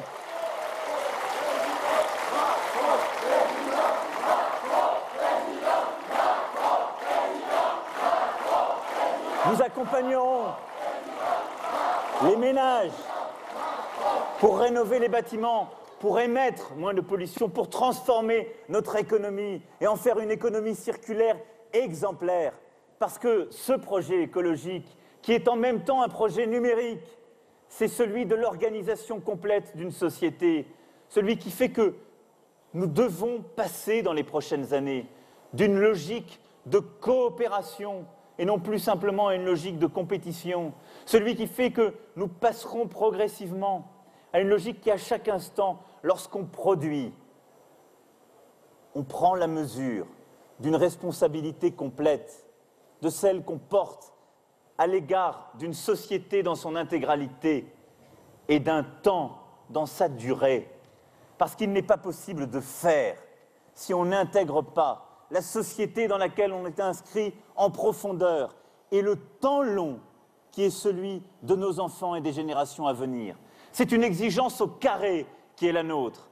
Mais j'y suis profondément déterminé à vos côtés. Oui, nous pouvons répondre aux impératifs du temps présent, aux impatiences des entrepreneurs, des innovateurs, des chefs d'entreprise, des agriculteurs, des commerçants, des artisans qui font nos centres-villes, cher Francis, et qui transforment aussi nos communes. Et dans le même temps, leur demander d'être avec nous, les garants du temps long, de garder cette responsabilité chevillée au corps, de savoir que produire aujourd'hui, faire aujourd'hui, ça ne peut pas être comme faire hier. C'est accepter cette transformation, cette responsabilité. C'est faire que produire, c'est aussi donner une place aux salariés, c'est faire que dégager des profits, c'est aussi avoir une responsabilité sociale et environnementale parce que nous vivons dans cette société, parce que nos enfants y grandiront. Et je crois profondément à cette alliance de la production et de l'esprit de justice, cette alliance à laquelle Jaurès croyait.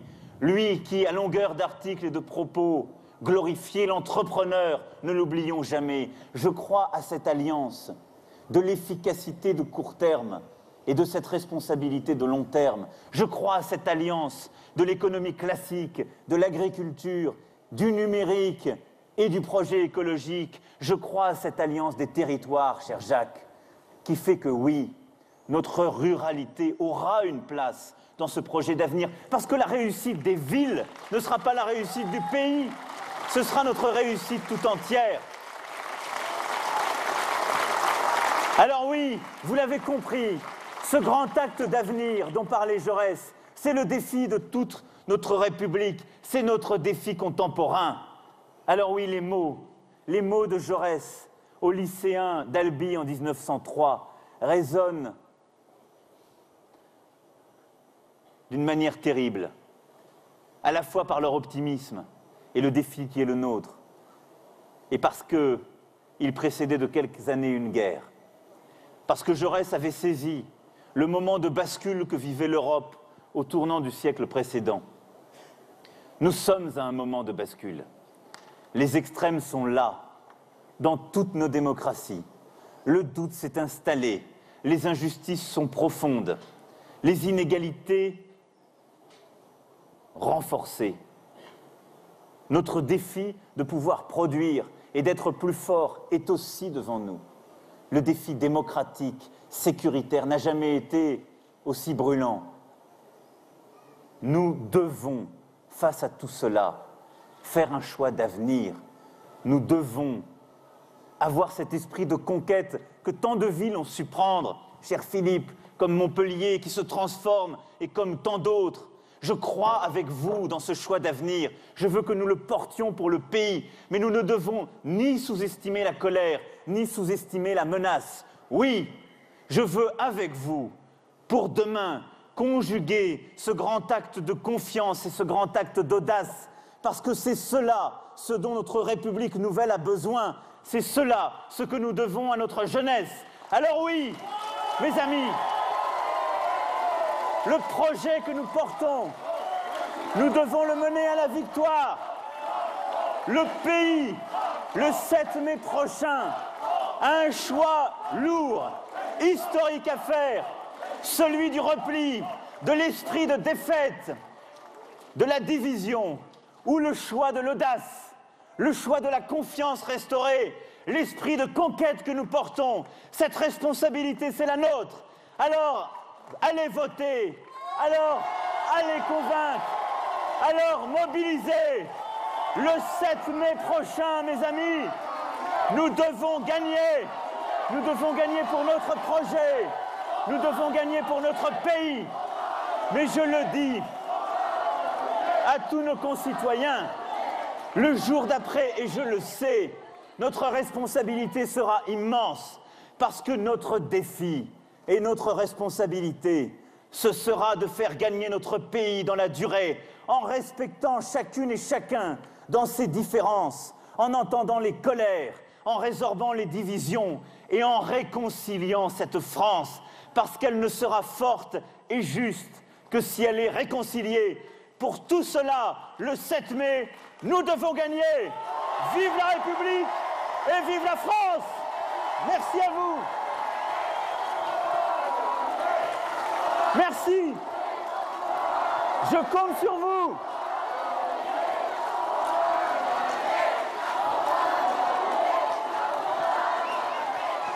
Voilà pour ce discours qui restera le dernier meeting de cette campagne présidentielle, ce discours d'Emmanuel Macron qui avait lieu hier soir à Albi, dans le Tarn. Un discours, Jean-Louis, pendant lequel Emmanuel Macron a livré un véritable message à la jeunesse. Oui, et quelque part, c'est le même message que François Hollande, puisqu'il avait dit que son quinquennat serait placé sous le signe de la jeunesse. Alors lui, il a d'ailleurs une question d'âge. Il a plus peut-être de faculté de parler de la jeunesse, puisqu'il n'a pas 50 ans aux jeunes qui étaient rassemblés devant lui. Et puis en plus, c'est vrai qu'il y a un problème chez les jeunes, c'est qu'ils ne votent pas. On revient au problème des oubliés, parce qu'on en parle beaucoup, mais ils sont oubliés, puisque plus de la moitié des jeunes de moins de 25 ans ne votent pas, 52% exactement. Et c'est là où on trouve les chômeurs, par exemple. Et c'est vrai qu'au cours du quinquennat de M. Hollande, le nombre de chômeurs de moins de 25 ans a baissé, mais il a baissé, les chômeurs de catégorie A, mais il a baissé parce qu'en fait, ils font de plus en plus des travaux précaires. Et si on regarde uniquement les chômeurs A, B, C, si globalement ça a baissé pour A, c'est-à-dire ceux qui ne font rien, pour A, B, C, ça a considérablement augmenté, il y en a 780 000. Donc, et 15% des jeunes de moins de 25 ans ne sont ni au travail, ni en études, et ne sont pratiquement rien. Donc, il y a véritablement, on parle beaucoup des personnes âgées qui ont des multiples problèmes, des retraités, des petites retraites, etc. Mais la jeunesse, et pour dire une banalité qui est l'avenir, donc, ce sont quand même les plus défavorisés, les plus oubliés dans la société. Donc, ça valait le coup de consacrer, surtout qui ne votent pas, de consacrer le dernier meeting à la question de la jeunesse. Alors, s'il y a une figure qui a été le fil rouge de ce discours, de ce dernier meeting d'Emmanuel Macron, Tam, c'est celle de Jean Jaurès. Et oui, effectivement. Et d'ailleurs, il y a un lien avec la jeunesse, puisqu'il s'est mis sous la figure tutélaire de Jean Jaurès et de surtout l'un des discours de Jean Jaurès, celui de 1903 à Albi, une adresse aux lycéens dans lequel Jean Jaurès a parlé de la République comme d'un grand acte de confiance et d'audace. Audace, d'ailleurs, un terme qui a été scandé par Emmanuel Macron tout au long de ce discours. Audace et aussi démocratie, puisque Emmanuel Macron a dit que là, ce qu'il voulait faire, qu'il voulait refonder la confiance démocratique, un point essentiel ici pour Emmanuel Macron, qui a donc fait une référence historique à Jean Jaurès, comme il aime en faire dans ce discours. Il avait également fait ça lors de son discours d'Arras la semaine dernière. Il y a un point commun entre les deux, puisque à chaque fois, il avertit par rapport à un risque de bascule, une bascule de la Première Guerre mondiale, l'optimisme de Jaurès par rapport à cette Première Guerre mondiale à laquelle il a également fait référence dans son discours d'Arras lorsqu'il avait parlé des somnambules. Ces somnambules, c'était ces dirigeants avant la Première Guerre mondiale qui avaient des œillères et qui n'avaient pas vu qu'on allait dans le mur. Là encore une fois, il y a cette référence à la Première Guerre mondiale dans ce discours d'Emmanuel Macron. Ces références à l'histoire d'ailleurs qui ont émaillé cette campagne d'entre-deux tours d'Emmanuel Macron, puisqu'il a notamment été en visite à Oradour-sur-Glane, au mémorial de la Shoah. Et à la fois, effectivement, il a rappelé l'histoire pour mettre en garde contre le danger marqueur de cette première semaine d'entre-deux tours chez Emmanuel Macron, effectivement, toutes ces références historiques. Alors, tout à l'heure, on a écouté le discours de Marine Le Pen. On a dit, s'il faut en retenir un mot, c'est celui de peuple. Là, en écoutant le discours d'Emmanuel Macron, Jean-Louis, s'il faut en retenir un mot, c'est peut-être celui de réconciliation. Réconciliation. Alors, il y a évidemment des mots-clés, notamment, il doit faire 5-6 fois, je ne vais pas les noter, parler de réconciliation. Mais ce qui me frappe aussi, c'est que Madame Le Pen, elle désigne, elle dit le peuple, le système. Macron, lui, il définit. C'est un peu différent. Il dit l'audace ou le repli. On est dans un mode un peu plus, je dirais pas intellectuel, mais un peu plus conceptuel sur la façon de voir la France. C'est-à-dire que c'est pas des choses figées. Le système, le peuple, c'est l'audace ou le repli. C'est tout à fait tout à fait différent. Et effectivement, la réconciliation, on parlait juste à l'instant de la jeunesse, on parlait aussi de Jaurès, c'est toujours le même problème. Et c'est vrai qu'il est devant, s'il est élu président, il y a une forte probabilité qu'il le soit, le premier problème, ce sera effectivement la réconciliation des territoires, la réconciliation justement entre les problèmes de génération, les jeunes et une génération qui passe, la réconciliation même des Français avec l'Europe. Enfin, il y a des chantiers de réconciliation, c'est-à-dire de reconstruction qui sont absolument immenses, qui s'offrent devant lui. Alors, on va voir le résultat, mais il est clair qu'il n'a pas, on le sait bien, il n'aura pas au départ une adhésion telle qu'il puisse avoir un projet de réconciliation automatiquement efficace. Il y a un mot, pour rester en lien avec ce thème, un mot qui est apparu dans la campagne d'Emmanuel Macron pendant l'entre-deux tours, Tam, c'est celui de fracture. Oui, effectivement, à la fracture, il y a fait souvent allusion dans ses entretiens, notamment effectivement dans cet entre-deux tours, une allusion à la campagne de Jacques Chirac, à la question de la fracture sociale. Et Emmanuel Macron, il veut réconcilier des fractures sociales, territoriales. Il veut aussi réconcilier les fractures créées par le Front National. Il l'a dit dans cet entre-deux tours. Il a averti d'ailleurs dans ce discours sur le fait que, ces fractures, il fallait y faire très attention. Elles étaient à l'origine, pour lui, dit-il, par exemple, du Brexit. Il en a parlé lors de ce discours. Il dit qu'il veut effectivement à tout prix réconcilier. Et dans son programme, cela résonne avec la notion, je trouve, d'universalité. Il veut mettre à égalité le public, le privé, les indépendants. C'est ce qu'il veut faire, par exemple, avec sa réforme de l'assurance chômage ou encore des retraites, mettre tout le monde d'un pied d'égalité pour aller à l'encontre de ces fractures et réconcilier les uns avec les autres. Alors du coup, son adversaire aussi, Quentin, Marine Le Pen, elle se met à employer ce terme de fracture. Mais ce ne sont pas les mêmes fractures. Et non, puisque Tam le disait, on parle avec Emmanuel Macron de fracture sociale et territoriale, tandis qu'avec Marine Le Pen, c'est bien une fracture entre les élites et le peuple. Elle en a parlé tout à l'heure dans son discours qu'on a diffusé, qui était dans la Somme, où elle dit que Emmanuel Macron est un ambassadeur du système. Elle dit « Moi, j'ai été la candidate du peuple. Ma parole, c'est un écho aux violences sociales. » Elle se veut comme ça la porte-parole des territoires mal aimés. C'est des citations, tout ça. Voilà, et puis elle dit « Il n'aime pas que l'on bouscule le chouchou, cet enfant chéri des élites ». Le mot est prononcé par Marine Le Pen. Voilà, en plus, elle s'en sert aussi pour justifier son attitude de la veille au débat. Alors cette bataille des mots entre Marine Le Pen et Emmanuel Macron, elle se fait sur la question des fractures, elle se fait sur la question de la réconciliation, puisque les deux candidats disent être les candidats capables de restaurer l'unité dans le pays. Mais elle se fait aussi, Tam, sur cette question du peuple. Le mot peuple qui est désormais employé par les deux candidats. Emmanuel Macron va même jusqu'à employer le mot de patriote, qui était le mot de Marine Le Pen. Oui, patriote versus nationaliste, c'est le mot qu'il utilise pour parler de Marine Le Pen. Et il l'a dit à plusieurs reprises, j'ai entendu la colère du peuple. C'est ce qu'il dit avoir fait lorsqu'il est allé à Whirlpool la semaine dernière. Il dit, oui, je les ai entendus, même si j'ai été hué, je suis resté pendant plus d'une heure pour entendre leur colère. Et ça a résonné avec un épisode d'ailleurs hier, puisque également lorsqu'il a été à la verrerie d'Albi, il a été à nouveau interpellé par des ouvriers. Alors il est resté plutôt une dizaine de minutes avec eux, mais une nouvelle fois, il a estimé qu'il les avait entendus et que donc ce terme de peuple, il ne le laisse pas seulement à Marine Le Pen. L'autre point fort, l'autre temps fort du discours d'Emmanuel Macron à Albi et puis de sa campagne en général, Quentin, c'est celle de cette recomposition, de ce renouvellement de la vie politique qu'il appelle de ses voeux et qu'il entend incarner d'ailleurs. Oui, tout à fait. Et il le dit la semaine dernière dans une interview au Figaro, la recomposition, c'est maintenant. Donc c'est un petit clin d'œil au changement C'est maintenant de 2012, puisque lui, il pense que la fin des partis, elle est pour bientôt, que ce soit chez les Républicains ou au Parti Socialiste. Il va y avoir comme ça un choix à faire pour les élus entre ceux qui voudront participer à une majorité au Parlement avec Emmanuel Macron et ceux qui vont s'y opposer. Il décrit dans son interview au Figaro 3 blocs dans le paysage politique tel qu'il va apparaître après le mois de juin, où il parle d'un bloc FN avec comme ça une vision démagogue, réactionnaire et xénophobe, je cite, un pôle donc anti-européen auquel une partie de la droite classique va immanquablement s'arrimer.